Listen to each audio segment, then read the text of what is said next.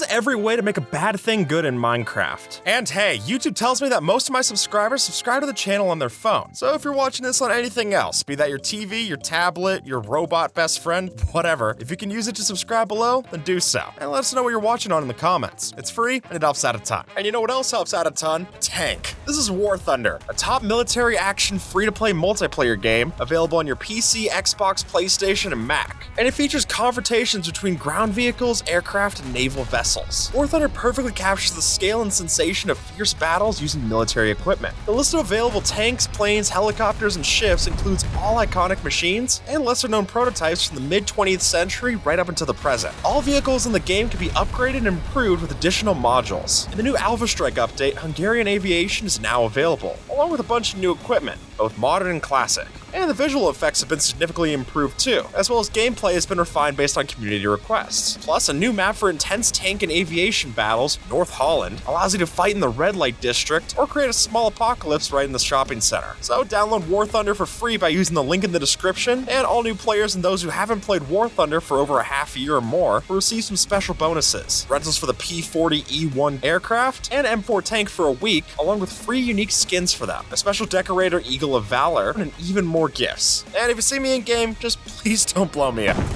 Now, when you say it out loud, dying sounds bad. I mean, it usually is, I don't want to sugarcoat it. But within Minecraft, if you're not in a hardcore mode, it actually could be pretty useful. And that's why it's found its way into speedrunner techniques. Because by setting up a bed, setting your spawn, and then taking care of yourself, we can actually do a hunger reset and come back to life on a completely full stomach. And hey, all of a sudden, dying doesn't seem so bad, right? As long as you stashed your stuff and didn't use lava to do the trick. Now, when you pick up rotten flesh, most of us know that we shouldn't be eating it, because let's face it, it's not exactly a good food source. And while the cleric villagers are willing to buy it off your hands, I actually think there's one better use for it, which is that if you want to heal up your wolves, they don't have a hunger bar, meaning that if we right-click them with our zombie jerky, they're gonna regen just fine and not be affected by the hunger, which I'll admit seems a little gross, but I've seen dogs eat worse, so it's less weird to me than some of the stuff I've seen people eat on keto. I think it's fine. Now, setting off a skulk sensor in the deep dark is obviously something you don't want to do. That's literally why there's an achievement for sneaking around one. However, setting one off could just be what you need to save yourself from the warden. Let me explain. Since if you were to set up a simple back and forth ping system like this using trapdoors, then basically what we're doing here is that one skulk sensor goes off, triggers the other one, it triggers its trapdoor, and then begins the cycle anew. And that could be an excellent way to distract wardens. I mean, it's basically a noise machine that's moving in 8D surround sound around them. And for a blind mob, that's really all they need to keep them busy. Letting us summon the warden, but not have to worry about the consequences, both of which I like. If only I had this the last time I went and raided an ancient city, but I digress. It's never been a good idea to not sleep in Minecraft, but it became an even worse idea when phantoms were added in, since after 3 nights of insomnia, you had to deal with these big annoying pests. But while a bed seems like the easy answer for that, let's consider the upside for having phantoms around. And really it all comes down to that phantom membrane that they're dropping, since that can not only be used for potions of slow falling, but it could also allow you to repair your elytra, which with the recent experimental changes that Mojang's trying out for our villager book trades, it's a lot tougher to get Mending now anyways. So if you don't already have this, keeping a few phantom membrane on hand for when you're traveling might not be a bad call. Even if you do have Mending, it's a lot easier to do this in an anvil than it is to go and kill a whole bunch of mobs to get a few more minutes of flight. So are phantoms annoying? Absolutely. But are they completely useless? It's hard to say that too. Maybe more of a necessary evil, if you will. When we're enchanting our gear, we're more likely to put sharpness on our tools instead of smite. And after all, it makes sense, right? Sharpness does more damage across the board, whereas smite only does it in certain situations. However, if you're doing this and completely throwing out all your smite books, I'd ask you to reconsider. Because sure, it is useful to have sharpness 5 on top of your sword, but by having a smite 5 axe, now in your survival world you have something that's going to be a lot more powerful for when you encounter mobs. And because of the added damage of an axe already, you can kill most of these mobs in just one hit with no critical damage. And plus, if you're fighting the Wither, this makes it a lot easier too. Look, I also used to roll my eyes when I would get smite on my sword instead of sharpness, but I think the solution here is to use both in conjunction instead of either or. And that's not the only weapons that we can enchant, since there's also an argument for having your bow enchanted with infinity or with mending. And while it would seem like an infinity bow would save you more resources in the long run, eventually it'll get too expensive to repair, where then you have to go make a whole new one and it's a whole thing. So in that case, it's much easier to just get a mending bow and then come by your arrows through something like a Fletcher Villager. Because sure, arrows are expensive to craft, but they're not expensive to trade for. And while you do have to end up sacrificing a few more item slots this way, I really do think it's worthwhile of a trade-off. Moss carpet's probably not something that gets a lot of use in your world. I mean, after all, if I'm gonna decorate my house with carpet, I'm not exactly choosing to put moss in there. Usually that's what I want to avoid, right? And while it seemed like a terrible idea to use moss inside of the Nether, it's actually quite useful. Since over here, you can spawn-proof with moss carpet and it'll never burn up. Which seems weird because it's made out of plant material, but moss is also kind of wet anyway, so I guess it makes sense. Look, I'm not one to go into logistics of it. We have plenty of videos going into Minecraft not making sense. This doesn't have to be another one of those. And if it means that we're able to turn this useless item into a useful one, I'm all for it. Unless you're a poet, you're probably not using a book and quill too much in your world. I mean, for one, it means you have to go kill a squid, which isn't exactly fun anyway. But then, once you craft this up, what are you really going to put inside of it? It's really only useful on multiplayer where you could write a message for someone else, because if you're on single player,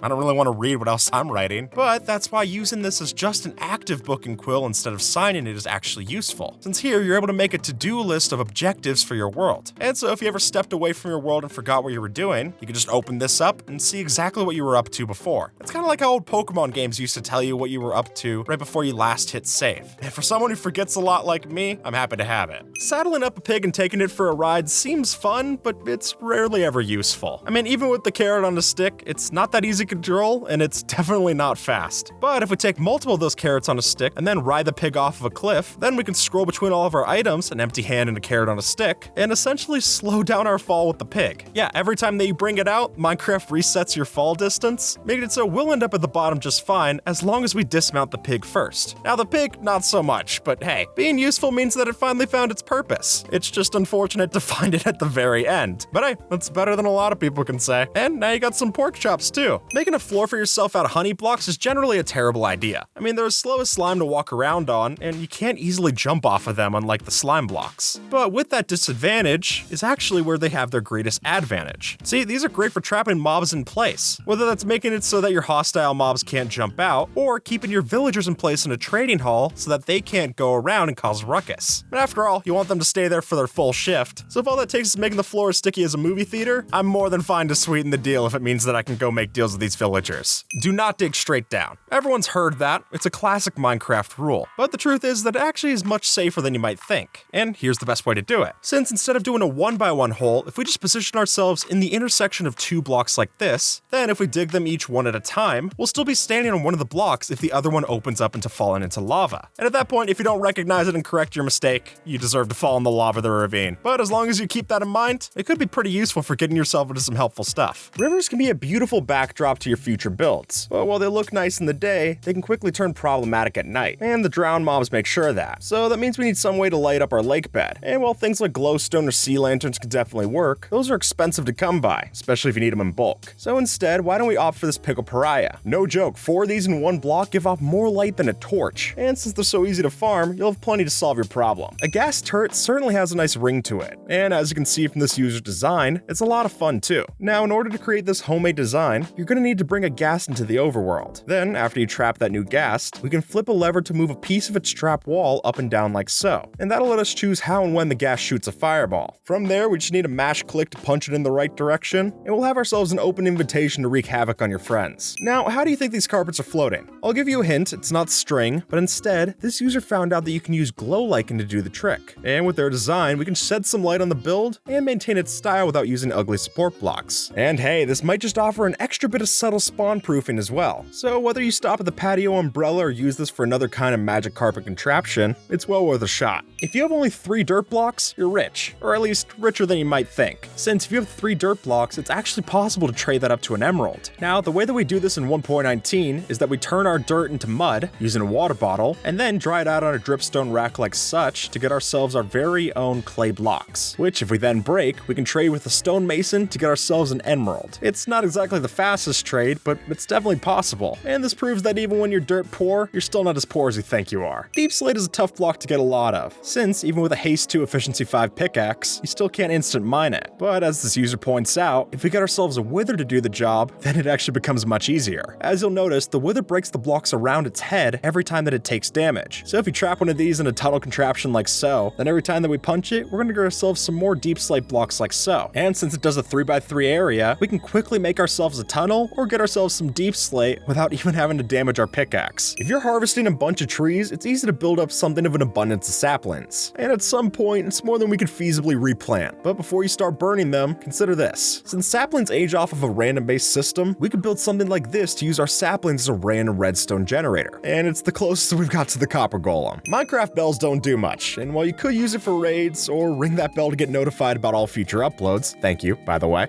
that's about it. But luckily, it has a better use for your boats. See, when a dispenser places a boat against a bell, it is perfectly aligned for your ice boat highway, and now you don't have to worry about slipping off course. By this point, we all know it's important to stay on the Piglin's good side, and while that's usually a problem gold can solve, that isn't as true while raiding bastions. So to get the loot without angering the pigmen, we'll need to get creative. See, since their behavior checks for any chests that are open or broken into in the proximity, we need to get the items out in some other way. But luckily, all we need is a hopper underneath to drain the items, and then we can break that to score our stuff, making it a must-have on your search for pig step. This pillager will never attack me or my friends, and the reason for that is a bow. Silly as it may seem, if you get the villager inside of a boat and then sit in the front, then it'll keep trying to shoot you with its crossbow until eventually the crossbow's durability runs out and that pillager is essentially pacified. I mean, he won't sound the friendliest, but he's not gonna hurt you either, giving you a cheap way to rehabilitate the raider. Granted, it'll take a lot of time for the durability to run down, but anger management's an ongoing process. If you want to be a pro at Minecraft, then you gotta be able to MLG clutch. But if your reaction time's like mine, then that's disconcerting. It's just not gonna happen. So a simpler option for us slowpokes is to use chorus fruit instead. Strangely enough, the random teleport feature is actually predictable, or at least predictable enough for us to use. The way it works, it will always teleport you to solid ground. So if you're in midair off of Shulker's levitation effect, then you can just chomp on one of these and be teleported right back to safety. And look, I'm not gonna lie, it maybe doesn't look as cool as a water bucket save, but being able to survive a deadly fall, I think that's good enough for me. If you don't have a water bucket, or you're in the nether and want to try something new, weaving vines are the best answer. See, with these, we can hang one off of the roof and then bone meal it to reach the bottom. And that not only gives us a way to reach the base of the cave safely, but it also offers easy access back to the top. And that kind of dual purpose can be a real lifesaver. You'll never miss another ender pearl after using this simple trick. See, ender pearls are projectiles, that much is obvious. But what you might not know is that ender pearls share the same projectile data as a snowball, meaning that just for the price of some snow stuff, we can find out exactly the trajectory that our ender pearl is going to land at. And from there, we don't have to worry about another misclick, which makes sure that you're not going to die in the end or the nether next time that you throw one of these. Which is good, because I think we all can agree death doesn't come very cheap. So for the price of a snowball, I'll take that to avoid it. This might look like a doormat, and it is, but it also doubles as an effective way of keeping mobs out of your base. No joke, by just having this simple carpet laid out like so, we prevent most mobs from walking through too tall walkways. And since their pathfinding doesn't think that they can make it through, we can use this to keep certain mobs out or in a specific area that we want. And plus, having a couple of carpet pieces laying on your floor is a lot less distracting than having a fence or a guarded gate, meaning this works for both the form and the function. It's tough to make Minecraft feel scary. I mean, this is what the world looks like. What would you expect? But to add that vicious flair to your nether base, these nether wart blocks can really sell the image. Taken after this user, we use the blocks for something of a blood canal to fill out our altar room. And if anything, it lets us finally have a use for nether wart blocks since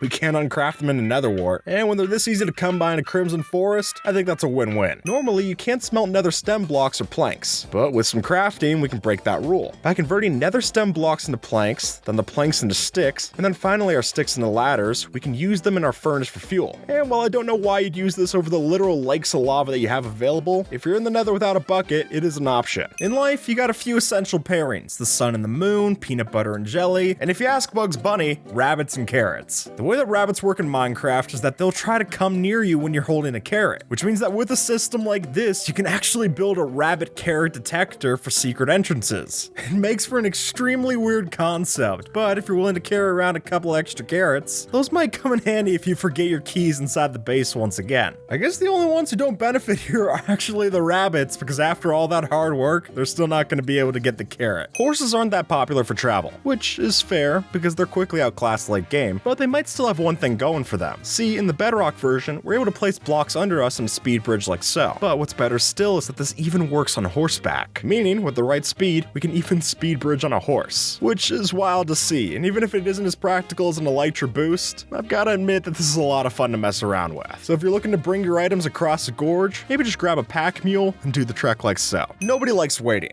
Whether it's waiting in line, waiting for files to download, or a video to buffer, nobody likes their time wasted, which largely makes nether portals a pain to deal with. In survival mode, not only do you have have to wait for the whole sickness animation to play out, but then you've also got to let an entire other dimension load on the other side. It's not exactly speedy, to say the least. But if you got some items, we might be able to cut that down. You see, by using Nether portal chunk loading, all it takes is throwing an item to the other side, and then all of a sudden, it'll do all of the loading for you. So going forward, maybe take the time to hit the Q key. Might just save you some down the road. Here's how to make your Spyglass even better. Since the way that the Spyglass works, it actually modifies your existing FOV. So while we could use our regular FOV and have it zoom in this much, if we lower that FOV to the bottom at 30, then you'll notice when we use the Spyglass, it zooms in even closer. And then if you've got an additional zoom mod on top of that, you can really use this trick to get up close and personal, and then immediately switch off the lower FOV, because playing the rest of the game this way is miserable. In Minecraft, there's knockback, knockback 2, and then the kind of knockback that launches you 1100 blocks away. Thanks to the community's discovery, it turns out that by stunning a Ravager in a build like this, and then sitting in a minecart above, we can get launched hundreds of blocks away from the location. And if you're looking to extend that airtime, maybe bring in a Elytra as well for an even greater liftoff. Now, when you see a bin full of nearly broken golden swords, it doesn't exactly look like a treasure chest. And usually we dump these gold farm rejects into something of a trash chute. But instead, why not take this overflow and then funnel it into a super smelter? Do that and your gold farm will get an extra bonus on profits, which is always good in my book. Snow golems melt in the desert. That's not much of a surprise. Even Frosty the Snowman could have told you that. But what you might be surprised to know is that if you use a fire resistance potion, that'll allow your snow golems to survive in hot climates. And yes, that even includes the Nether, as silly as it might seem. So if you have a couple of these lying around after a piglin bartering, you could set up a couple of snow golems, splash them with this, and use those to help you eviscerate through that blaze spawner. Just get ready for the rude awakening when the potion effect wears off, and you're left with nothing more than a pile of snowballs in front of you. I guess nothing good ever lasts, huh? Building a timer with redstone is possible, but costly. But this solves that, since by using even less redstone and even more of a big brain play, we instead use cobwebs and an item to fall slowly through the cobwebs and then drop onto the pressure plate. And there you go. By the time it reaches the bottom, you'll have roughly a minute and 10 seconds passed. So considering that other 1-minute timers look like this, I think it's more than worth it to give this one a shot, especially when it's this simple to set up.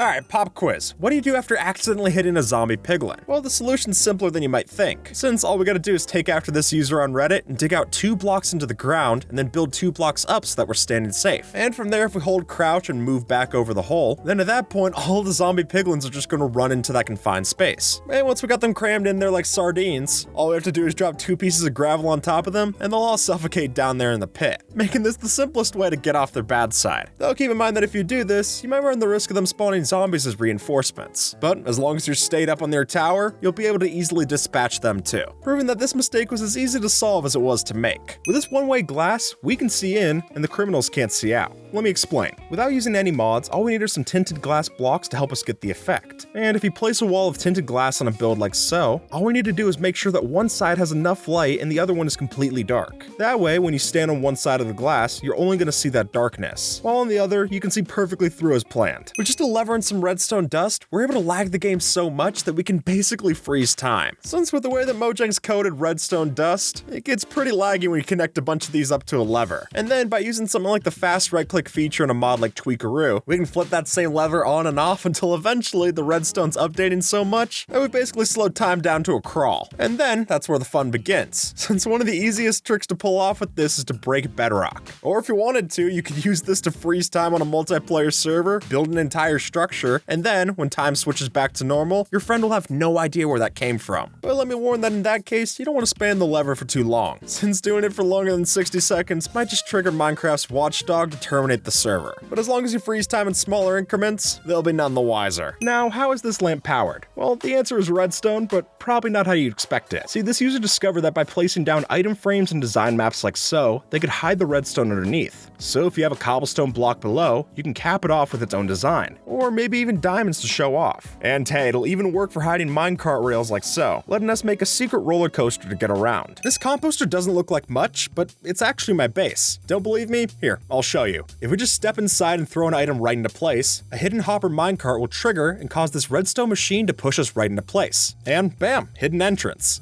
And while it's hard to notice what's happening from above, this Reddit user's post makes the mechanics a lot more obvious. Just make sure you place this in a village where it makes sense for there to be a composter. Otherwise, this hidden base could just stick out like a sore thumb. For any fans of The Shining, I'm sure you're well aware of the Here's Johnny Easter egg in Minecraft. That is, if you name a Vindicator Johnny, then it's going to go absolutely insane against all the other mobs around it. And while this is a fun little reference, we can actually use it for way more than that. You see, by putting this Vindicator's aggression into a mob farm, we can actually have it auto-kill the different mobs that we breed. This does make for a pretty brutal system, but the results are hard to argue with. And as long as you yourself manage to keep a respectable distance between Johnny, he's gonna go right to his work and leave you be. Even with the new glow lichen on the walls, lighting up these caves is still a mega task. So why don't we try night vision potions instead? Though that's got its own issue. Potions don't stack, so they're gonna take a lot of room. So instead of sacrificing storage for bottles, why don't we just use night vision arrows instead? After you craft a chunk of these, you can simply hit yourself with a dose and get right back to exploring. Sure, it's a bit more painful, but that's a small price to pay for seeing in the dark. And a stack will give you plenty of time to do that. If you've only got yourself one bucket of water, but you still need an infinite water source, just wait for nighttime. Since if you kill a skeleton and get some bone meal, then you can use that to create seagrass, which if you grow seagrass inside of flowing water, it'll turn that into a full water source block. So whether you're playing in a desert on a skyblock island, or you just don't want to craft another bucket, a bit of bone meal will solve your problem just the same. Don't underestimate tipped arrows, since by just hitting yourself with one of these slow falling arrows, that'll give you just the right amount of slow falling effect that when we partner with a Riptide 3 Trident, we can use this to launch ourselves sky high.